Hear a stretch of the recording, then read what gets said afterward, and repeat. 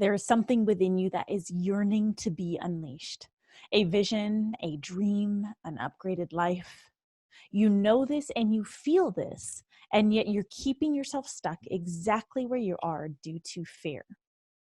This is the pain of untapped potential, and this is exactly what Tommy Baker and I dive into in this episode. Tune in and learn why embodiment and alignment are key to creating states of flow, the 3 stages of life and how to move from surviving to thriving, and tangible steps to leap out of your comfort zone and live your true potential. Tommy Baker helps dreamers, visionaries, and entrepreneurs bring dreams to life and create a life they can't wait to wake up for. As the author of UnResolution, The 1% Rule, and The Leap of Your Life, Tommy believes living up to our potential is what we're here for and has been featured in Entrepreneur, Influencive, and Thought Catalog, and so much more. Combining thousands of hours of in the trenches experience with academic research, his podcast, books, course, and intensive mastermind experiences are designed to help people tap into their greatness and never look back. This is truly an incredible episode that is jam-packed with nuggets of information that will help you get unstuck and fulfill your vision.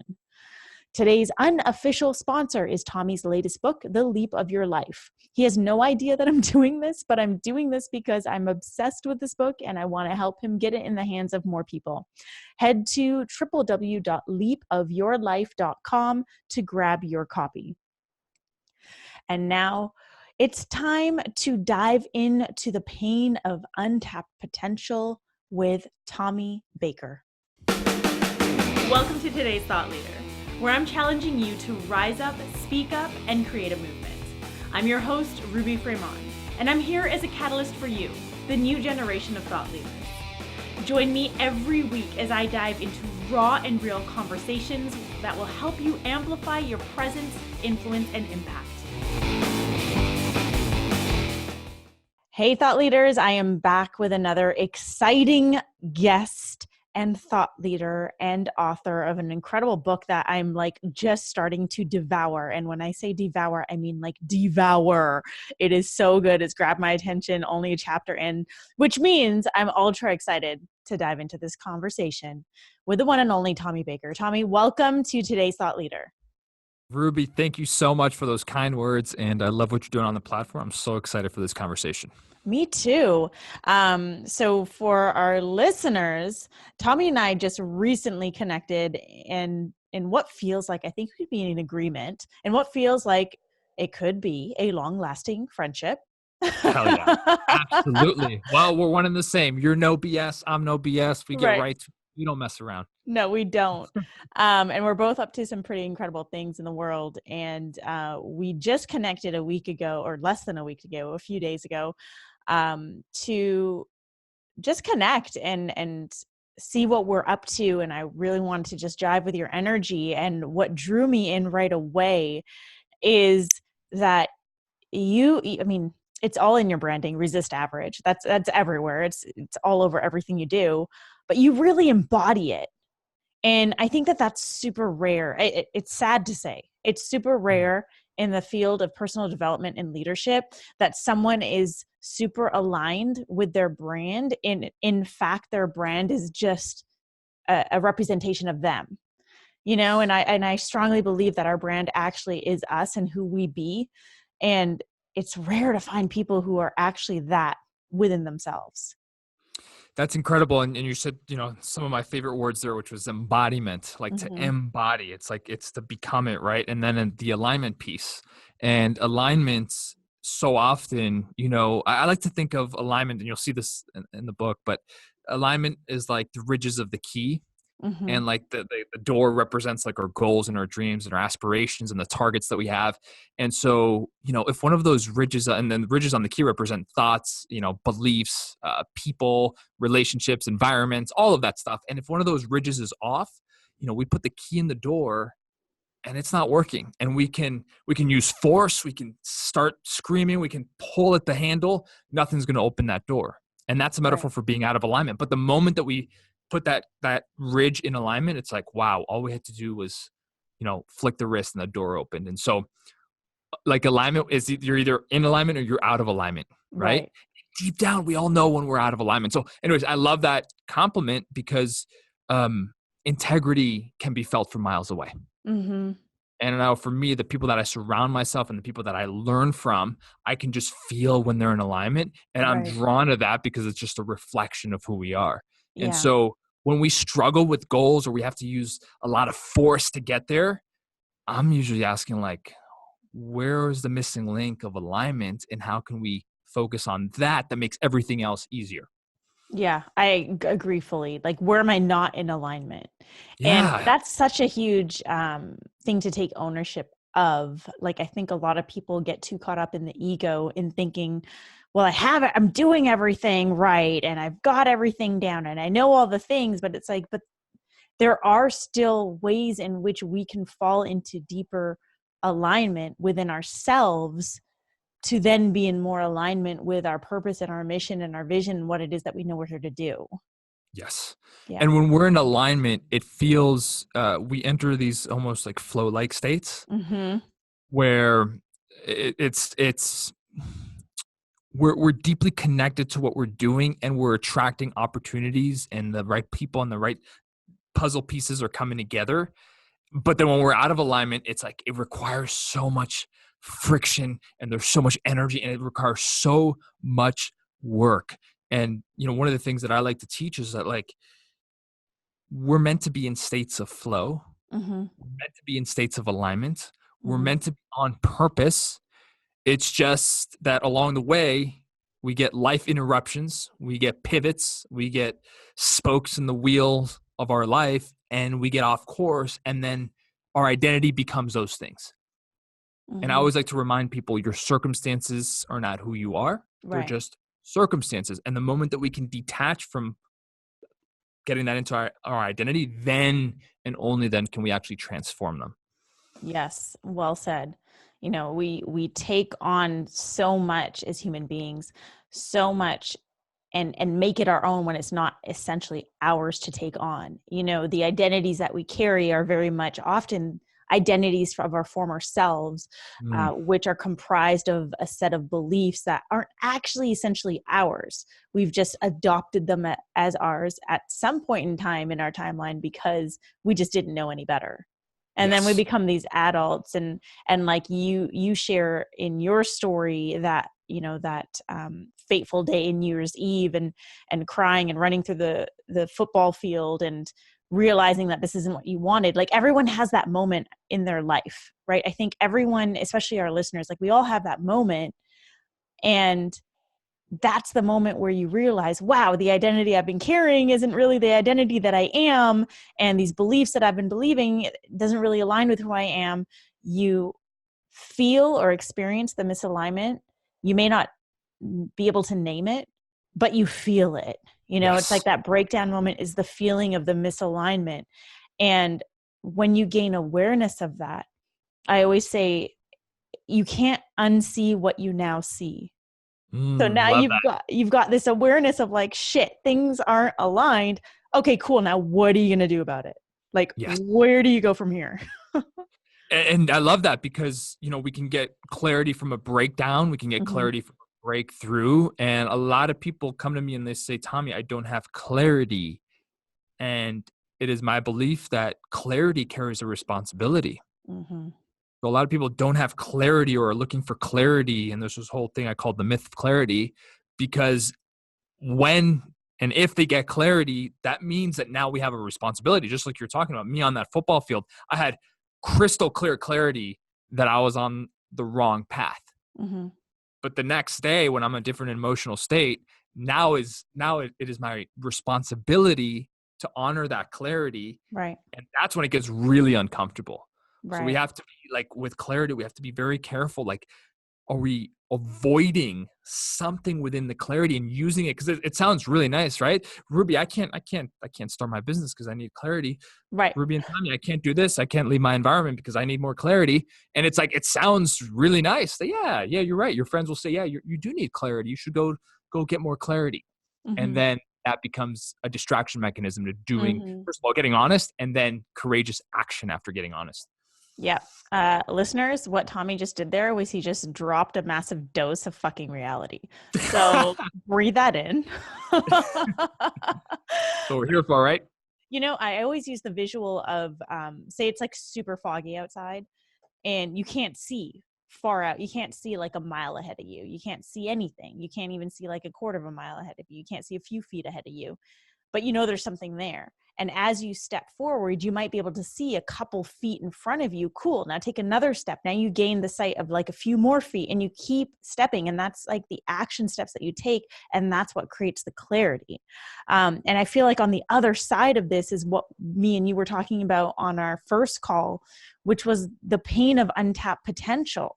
Because I think there's a lot of people who have these breakdown moments or who have these epiphanies or these massive boosts of awareness, and then they sit with that and then they don't do anything about it. And it's like there's such a heavy pain that comes from not doing anything, and yet so many people, I feel, are stuck in that space. So Yeah. let's talk a bit more about that pain, the pain of how you put it, the pain of untapped potential. Absolutely. Yeah. And great question and lead in. And for me, it's like there's usually two lives. There's the life that we're currently living, and there's the life that deep down we know is for us. The place where we know we're capable of something much greater. Maybe it's a curiosity, something that we've been wanting to pull on. Maybe it's, when I work with people, I always look back at proof of their past, of moments of greatness, moments where they overcame so many tough circumstances. And I use that as proof to build a foundation of the future instead of focusing on the past as baggage and what we haven't done. And so, but the pain of untapped potential is almost like your quote in terms of awareness, like you can't unsee what's been seen. Once we identify that, and once we get clarity on that, and once we again look into our past and we see the moments of, okay, I know I'm meant for something greater. I know that this, where I'm living in right now, this box that I've put myself in is not really my destiny. This is not what I'm made to do. This is not the experience that I'm supposed to be having. And we get that clarity, right? And then what happens next? And just like you said, if we don't move towards it, if we don't do something, then fears, people say, this whole thing of clarity and breakthroughs, like I always tell people, you already know what to do. Mm-hmm.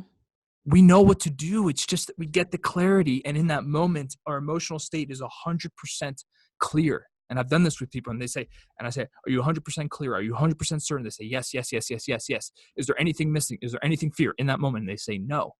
But every second after that, that they don't move towards that we don't honor that clarity, what happens? Fear starts to come in. Mm-hmm. And it loves time. And so the seconds pass and the days pass and the months pass and the weeks pass. And then, and then we wake up in a place of, oh man, we missed it. We had it and we missed it. Now we can get it back. So the pain of untapped potential is when we know in our heart of hearts that we're on the wrong path, that we're not sharing our gifts, that we're not stepping into our true power, right? And having that awareness and distracting ourselves away from it and not actually stepping towards it. And the pain of untapped potential leads to, in all my experiences, destructive habits physically, mentally, emotionally, and spiritually. And what does that mean? It means that we, because of that pain, maybe we sedate and numb it and soothe it with food or physical stuff that we put on top, or maybe mentally we consume information that really just isn't for us, but it's gossip and it's cheap entertainment and it feels good for the moment and it's fantasy football and we're spending 15 hours a week on it, and it's like that's soothing the pain for a little bit, but ultimately it just makes things worse. Mm-hmm.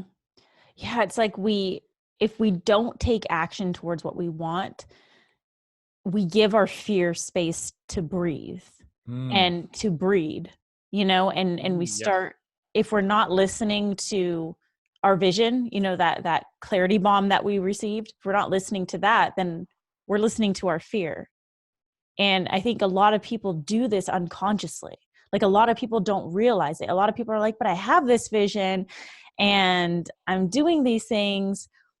But what they fail to recognize is that maybe you are, but you're not actually giving it 100%. It's like you're kind of just doing it for the sake of easing your mind. Like, oh yeah, here I am trying to do something, trying to, quote unquote, trying. I love that you said that, because I stop people all the time when people say and if you didn't bring it up, I was about to say exactly. Key word is trying, and it's Yeah. that convenient place. And I didn't mean to cut you off, but it's that No. convenient place where it's like we have 1 foot in and 1 foot out, and half our Mhm. body in and half our body out. And it's very conditional. Ruby and Tommy, if this happens, then I will believe 100%. If this happens, then I will be in 100%. Mhm.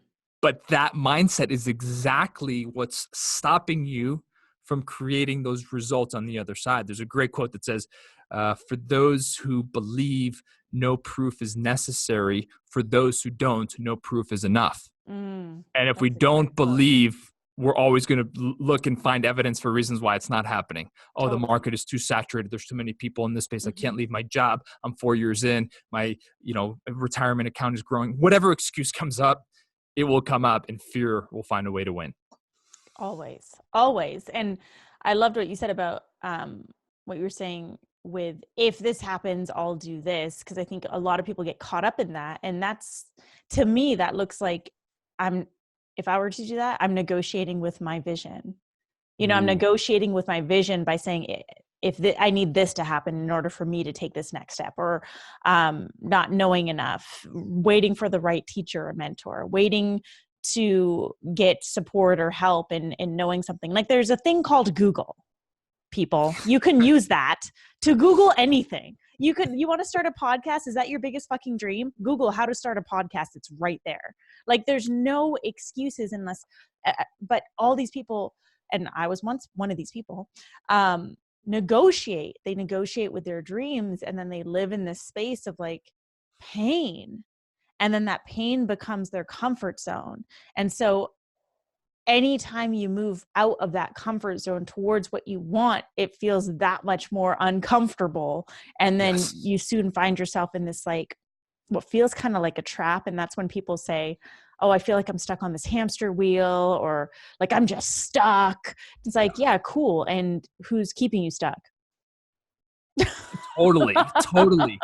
And what you said about adapting to pain, because we can adapt to the pain of untapped potential, Mm, and that becomes a home. That becomes a very comfortable home that we yeah. sit down in, and we have a nice couch in, and it's very convenient. And so we can consciously say, well, I don't want to be here. But subconsciously, our ego, we feel very secure in that place. And the moment that we're stripped of that identity, we're like, oh my God, this is really unsafe. I got to run back. And so I always say, our ability to adapt as humans obviously got you and I to have this conversation and be here Mm-hmm. right now in this civilization. It's Mm-hmm. also the same thing that's holding us back, or holding many people back from that next level, because we're just so great at adapting to basically shitty situations. We've all been in a job that we knew on day one, this is not for us. I'm going to get out of here within 60 days, and we wake up 2 years later and we're still here. What happened? What happened to that pain? Mm-hmm. The urgency was so high on day one, but as time went on, we're like, oh no, it's not. They're not that bad. I mean, my boss is horrible, but they have some good stuff. Negotiations. Yeah. But that's how we wind up in a spot of like, Mm-hmm. wow, I wake up and I'm looking at every area of my life, and it's like, this is not working. And so we have to be willing to get honest, and make sure that we don't fall down that trap. Yeah. Yeah. Um, and for those who are listening, who are probably like, wow, you know, I'm in that trap.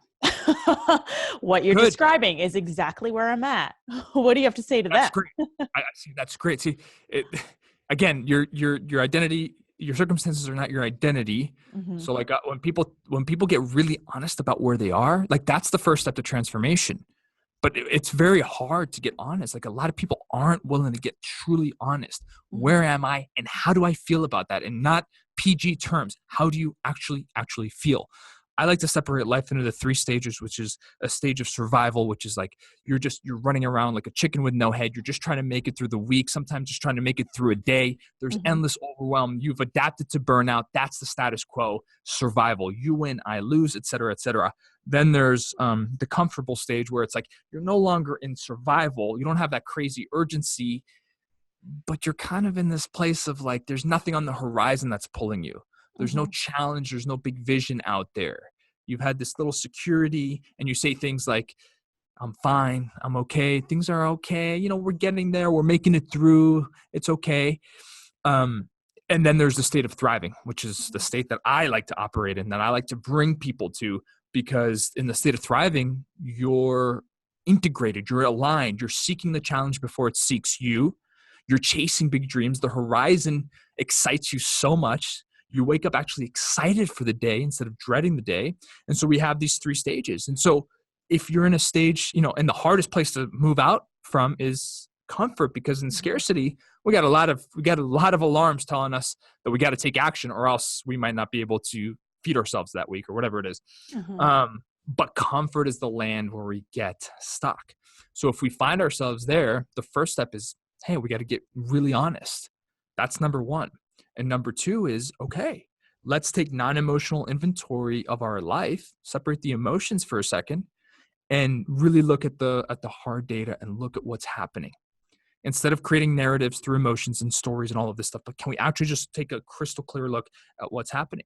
And that clarity to me is monumental for where we want to go in transitioning from survival to comfort to thriving. Because I will speak on stages and events, and I'll say, and I'll talk about the thriving, and people who say, Tommy, I'm so far from thriving, and I'll always find times in their life when they were thriving. And if we've been there once, we've been there before. And I believe, and I know you believe this, that we're designed to be in a state of thriving. Mm-hmm. It's just we've lost our way and we've accepted either survival or comfort. Right. Yeah, exactly. We've been designed to thrive. And the reason why survival gets so comfortable, why we get so comfortable with that, I believe is, or even like the stage 1 and stage 2 that you described, survival and comfort. The reason why we get really comfortable there is because of one of our basic human needs as human beings, which Yeah. is, security. Yes. And anytime our sense of security is disrupted, it's scary as fuck. Like, we don't know what to do. We hit fight, flight, or freeze, and shit hits. We feel like shit's going to hit the fan. But in reality, if you were living your last day on earth, would you be comfortable having lived it in the pain of your untapped potential? You might be secure. You might think that your family's been fed, and you feel secure with that, with knowing what to expect. But is it actually worth it? Or would you have rather given your purpose, your mission, your vision, everything that you've had, that you got, like everything, thrown everything at it, knowing that failure is just part of the process, and knowing that failure is just not the end, and being able to go to rest knowing that you gave it your all? I mean, to me, the latter is what feels better. I would never want to go living my last day on earth feeling as if I didn't give it my all. And what's interesting, as I say this out loud, is that despite where I'm at in my career, in my business, with my mission, with my purpose, I think that untapped potential, that pain, comes up time and time and time again. Like, it doesn't just come up at the beginning when you're just starting to go after your purpose. And I feel like you wrote this in your book too, and I really resonated with it. But it comes up time and time again because we continue to reach new levels, and within those new levels, we continue to find new comfort. Like, what I'm capable of achieving today is not what I was capable of achieving 5 years ago or even 3 years ago. And yet I can still find comfort in this new heightened space. And Yes. it's about challenging that pain day in and day out. Like, I can get comfortable where I'm at. I can be comfortable with my podcast being where it's at, with my speaking, with my coaching, with my mission, with the people that I'm helping. I can get super comfortable. And yet my vision is so much bigger. Yes. And I love that, because as we push the boundaries of our growth, our capacity, it's like I see it like as a bubble, our capacity and our threshold and our bandwidth expands, which means that also comes back to responsibility. If my capacity in 10 years is at this level, then I hope that I am using that capacity to fuel the mission in a bigger and bolder way. I Mm. love what you said about future pacing, because I actually put this in the book. One of my favorite ways to make bold decisions now, because ultimately our lives are going to be a culmination of the decisions and choices that we make on a daily basis, and they can lead to completely radically different lives. And so one of my favorite things to do is to future pace regret based on a decision today. So basically what we would do, if somebody has something they know they have to do, a decision they have to make, and it's scary, and they're like, they don't know what to do, and they're going back and forth, and their palms are sweating, I just have them close their eyes, and I take them through a simple exercise. And you go 5 or 10 years down the line, and you go to that place, and you go to the place of, okay, if nothing changes, today, if nothing changes tomorrow, if nothing changes in the next 5 years, you wake up. So you've had the clarity now for that 5 years. You've worn it like baggage, emotional baggage, mental baggage, all types of baggage, physical baggage. You wake up in 5 years, go through a whole day with that. Go through a whole day with that regret. Go through the whole day of what could have been. Go through the whole day with knowing you had a shot 5 years ago to do it. And so we can future pace regret to reverse engineer a decision today. And in light of that regret, waking up 5-10 years down the road, not doing it or being on a completely different life trajectory, today's decision doesn't seem as daunting. In fact, today's decision actually is pretty easy to make. We Mm-hmm. step into our courage because that reality, that's a possibility. And I know for me, I'll do anything to avoid that. And I'll make that tough decision today. Mm. Yeah. Yeah, because I think a lot of people don't. I love that exercise, very NLP. I love that because I think a lot of people look at today as just one day. And then they wake up 5 years later and they wonder, how did I get here? Yes. And so it's really important for us to understand that how we show up today has a direct impact on where we want to go. And so if you're not showing up for your vision today, if you're not showing up for what you want today, then that is directly impacting the fulfillment of the vision. It's impeding its fulfillment. And the moment you start to realize that is the moment you start to understand the power of taking action. And again, like what we were saying at the very beginning with the clarity, you don't have to have all the answers. You don't have to know the exact how. You don't have to have the whole plan laid out. I mean, I don't have any plans laid out for anything. I feel like I've just been like winging it and throwing spaghetti on a wall for the last 5 years building this career. And it's worked because every failure has brought me closer because it's given insight on what not to do. And every win has brought me closer because, again, it's given me insight on what to do. So no matter what I've done, as long as I've taken action, it's worked in my favor. Yes. At the end of the day, if it doesn't work, just like you said, it's clarity. If it works, it's clarity. And both lead to the same place, which is growth. Mm-hmm. And I always say, like, people will say, oh, Tommy, I have to figure it out. I got to figure out the details and then I'll commit. This is like so common. Like I'm literally having this conversation multiple times a day. Tommy, I got to figure this out. I got to look at this. Men will look at spreadsheets. Women will typically do like more spiritual stuff. And it's all in the vein of figuring it out. And it sounds Mm-hmm. really good. But when we flip the script, we commit first, then what happens? Mm-hmm. Then the details will take care of themselves because we've made the commitment. Right. But we've got to make that commitment. And commitment is one of my favorite words because it's like, it's not a line in the sand, it's a line in the cement. Mm-hmm. This is my commitment. And commitment's 100% binary. You're 100% in. If you're 99.7% in, that 0.3, that represents a misalignment. And that could be the catalyst that brings it all to life. Mm-hmm. And so if you're out there and this is sounding really good to you and and we're hopefully we're inviting some deeper questions, but you still don't know exactly how to do it, commit first and the details will follow. And by the way, would we really want to know every step of our vision and how we got there? I mean, like truly, would we really want to know that? Mm-hmm. I know we got to leave space for the magic. We got to leave space for the wonder. We got to leave space for the on our knees moments, not the negative ones, but the ones where we're like, oh my God, I never saw this coming. I never saw this as a possibility. This was not in my plan Because guess what? Who you are today shouldn't know how to get to that mountaintop. I mean, that's the ride that we're on. That's the hero's journey of Campbell's story. Like that's why we're here. We don't want to know every detail, right? Mhm. And so that's what I always tell people, like that faith and that trust and that resilience are required to leave enough space for the magic. I teach a lot about vision, and there's parts of my programs that are super like vivid and specific about the vision. And then there's parts of my programs where there's nothingness and openness in the vision. And people will DM me on Instagram. They'll be like, Tommy, you said this on a podcast about how you have to be so specific with your vision. And then you did another one on surrendering and letting go and nothingness. And I don't see how the two connect. And I say, that's the problem, because they are actually one and the same. We need the tightrope of the vision and the nothingness. We need discipline and we need surrender. Mhm. That paradox, those paradoxical truths are exactly why we're here.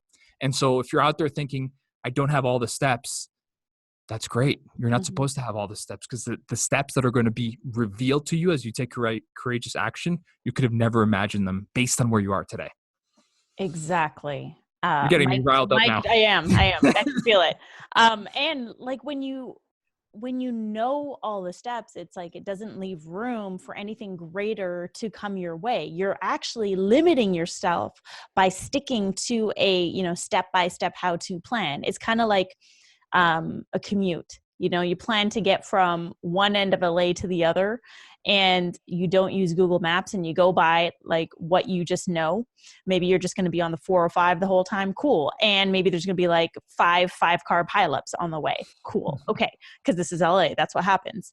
And if you use Google Map or Waze, there's all these different other shortcuts that the apps show you that go through little neighborhoods, and then you end up getting there like 20 minutes faster. And that's what this is all about. It's like you don't have to be married to the how. You don't have to know all the steps. You just have to know that next step that you're going to take today. What is one thing that you can do today that is going to bring you closer to your vision? That's it. Just that one step. And then as you take that step, things begin to get clear. So I love this. And I think that everyone listening needs to tap into the pain that you're harboring right now. Yeah. Is there a sense of pain coming from you not really stepping into all of your potential, like all of it? Is there a pain associated with that? And what would you rather feel? Like, what would you rather do? And so let's talk to those people, because now they've been listening to this whole conversation. They're like, you know what? Yep, I realize I have this pain. I am ready. What do I do? Because that they still get stuck in that. Okay, now what do I do? So what would you tell them? Yeah, and facing a reminder that facing our pain is one of the most courageous things that we can do, and one of the most powerful to create leverage on exactly what we're talking about here. The avoidance of pain will always, always, always lead to suffering. Sometimes that's quiet suffering from the pain of untapped potential, and sometimes that leads outwardly, doing physical harm, mental harm, all of that stuff. Even just trolling. I mean, what are trolls? What are trolls? Trolls are people who have the pain of untapped potential, and they see someone like you doing a podcast, and they go on the YouTube and they say, hey, I don't like your tattoo. Hey, I don't, they'll find anything to bring somebody else down to soothe that pain for just a little bit.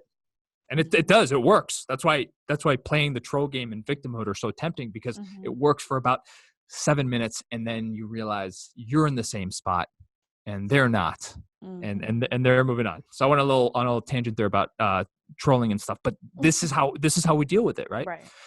So if you've recognized where you are, if you've gotten honest with the pain, now it's time. Often the pain reveals what we don't want.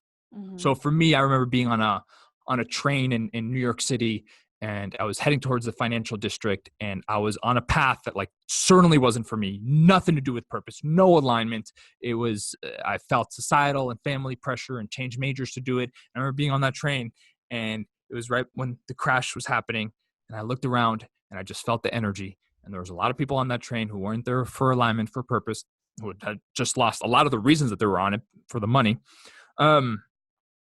And I had a moment where I said, this is not what I want. And on the football field, just like you said, from the book, this is not what I want anymore. It's what I thought I wanted. It's not what I want anymore. So once we've identified that, usually the pain will say, okay, this is what I don't want. So Mhm. then we have to ask ourselves, what do I actually want? And I know it sounds so rudimentary and so simple, but if I go out here in Scottsdale and I just pick 10 people and I ask them, what do you actually want out of life? 9 out of 10 are not going to give me anything concrete. Most will say something that comes from a Hallmark, feel good thing. Oh, I just want to be happy, et cetera, et cetera.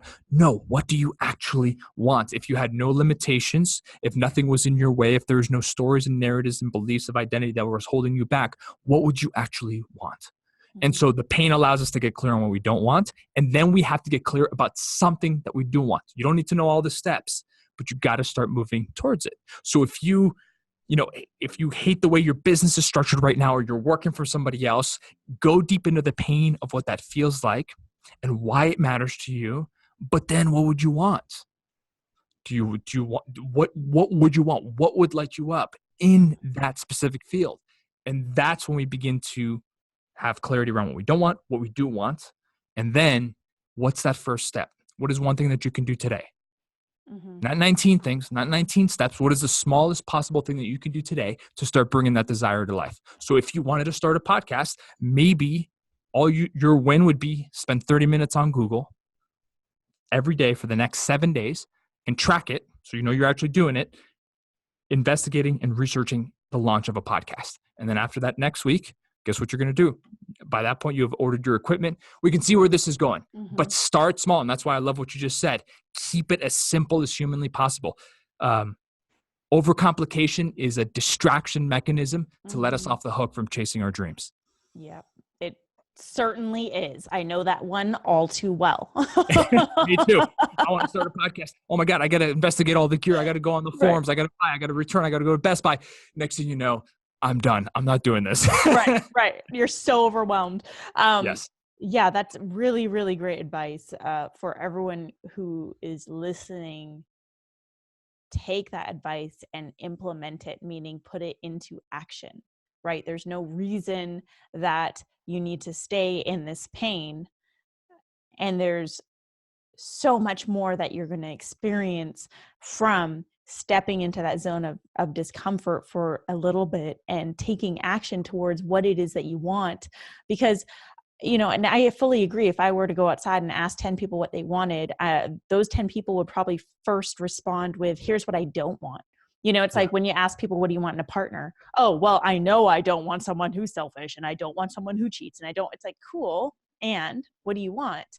Because the more you focus on what you don't want, the more you start to replicate that in your life, because your mind doesn't have anything else to hold on to. You're just fixated on what you don't want. So you actually attract more of that versus like, what is it that you're actually running towards? Like, what Yeah. is the thing that you're running towards? Because if you're just running away from something, then that means you're running away, but not running towards anything. So you'll just end up running in a circle, which is the hamster wheel.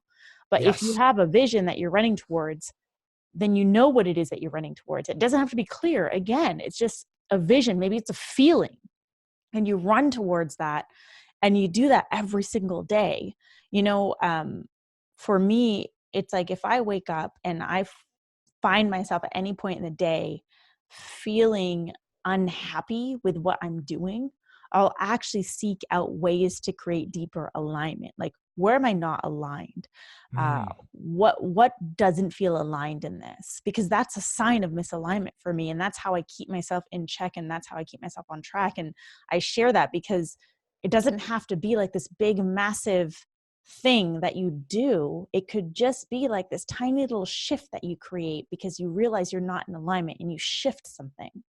And that creates the alignment that you seek, and that helps you take the action that you want to take and move towards what you want. So that was my little rant. Love it. um, Tommy, we're nearing the end of this episode. Do you have any final thoughts that you want to share with our listeners? Yeah, I just wanted to remind them that, you know, courage is not fearlessness. I think we just have a really bad relationship with fear and doubt. I actually like to invite fear and doubt to my home, and just let him hang out. I'm not going to be best friends with them, but they're going to be part of my experience. See, here's the myth: Ruby and Tommy, when I ... then fear and doubt and uncertainty will disappear. Mm-hmm. That's the big myth. When I make this amount of income, when I get this job, when I make it to this place, then I'm going to be an oasis when there's no fear, doubt, and uncertainty, and my courage won't be required. And that's not true. And sometimes along the path, you're going to need more courage as you go on. I wrote in the book about Elizabeth Gilbert's book, Eat, Pray, Love. It sold 12 million copies. Her fear before that was making it. Am I going to make it as a writer? Is anybody listening? You saw 12 million copies and becomes a movie, et cetera, et cetera. And then the fear didn't go away. The fear is now, is my best creative work behind me for the rest of my life? And so if you're out there and you're experiencing doubt and uncertainty when you're going towards your dreams, I invite you to lean in a little bit more, because the fact that those are there means that you're onto something, that you're thinking big and bold, and that it really matters to you. If those weren't there, it would mean, hey, you're on somebody else's path, or you're thinking so small and you're playing it so safe that you're really doing yourself a disservice. And that's when we harness the courage to keep moving on. And then we make friends with the fear. Oh, wow, I got invited to do this and fear's trying to hold me back. Okay, I'm going to step into it. Oh, wow, I had this opportunity. Oh, I'm going to put myself out there. A lot of my clients, we have this thing where it's like, how many times did you get nauseous this week? How many times did you feel just a little sick to your stomach with one of those bold, courageous moves, right? Because the more that we accumulate those, the more that we invite ourselves to step into courage and create the things that we really deeply desire. Mic fucking drop. Boom. That was the perfect cap to end this episode. Wow, Tommy, this for our listeners, you might want to go back and re-listen to this because there's a Felt lot. Like 5 minutes.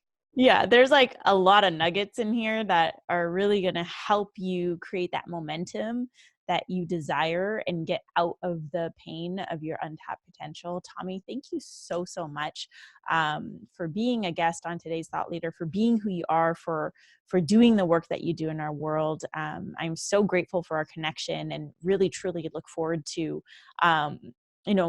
connecting on deeper levels and like co-creating in the future. Thank you. That's what we're here for. And this wouldn't have happened without your courage and your tenacity and your perseverance and your resilience. So well done. Thank you so much. All my favorite words. I know. To our listeners, thank you so much for joining us on today's Thought Leader, where I'm challenging you to rise up, speak up, and create a movement. If you dig this episode between me and Tommy, please share it with a friend. And don't forget to download a few more episodes, hit subscribe, drop a rating and a review. If you have any questions for myself and Tommy, ask us online. My handle is at I am Ruby. Tommy, where can they stalk you? Yeah, at Tommy_resist average. And we definitely want to hear from you. No questions off limits. Let's hear it. Tag us. I want to see you. I will respond back with an audio or video message to anybody in your audience because they're my people. Amazing. Okay, so you heard that. I'm going to put his handles in the show notes, so make sure you reach out to us. And thank you so much for joining us. I will see you all here on Thursday for a brand new episode of Today's Thought Leader.